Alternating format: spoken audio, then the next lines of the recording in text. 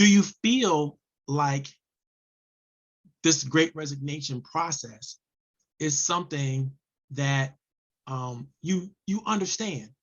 Do you understand? Yes or no? Do you understand from an emotional point of view and a mental point of view how this could be a problem in our country? And just type yes in the chat if you feel like you understand, and no if you feel like you don't understand, because that's going to help me sort of gauge, where we might go in this conversation next.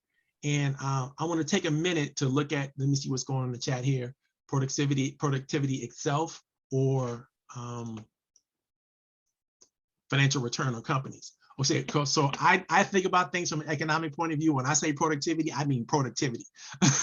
Profit is a different, it's a different discussion altogether. So yeah, I'm talking about output. I'm talking about input to the process that causes the output, which is productivity, our ability to do more, think more, create more, innovate more. In fact, two ideas and concepts that are rampant in the American experience, especially in most Western experiences, are two ideas that are basically ideas that we have justified and rationalized all levels of behavior in corporate America. One is grow at any cost. We've totally embraced that. Our leaderships have totally embraced that. Grow at any cost. And what the major cost used is usually the human cost. And the exploitation of human beings is how we've been able to maintain a tremendous amount of growth, right? Second is innovate or die.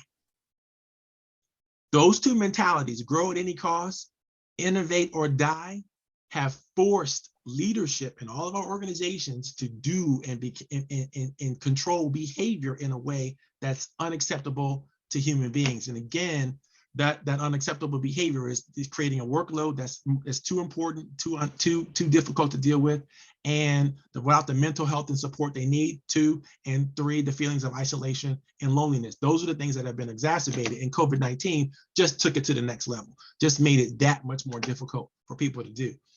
Yes, it applies to nonprofits as well. Everywhere people are, we've asked for more productivity, we've asked for more more innovation, more strategy, more. And then we threw COVID-19 on top of this. And yeah, that's why people are they're resigning from everywhere.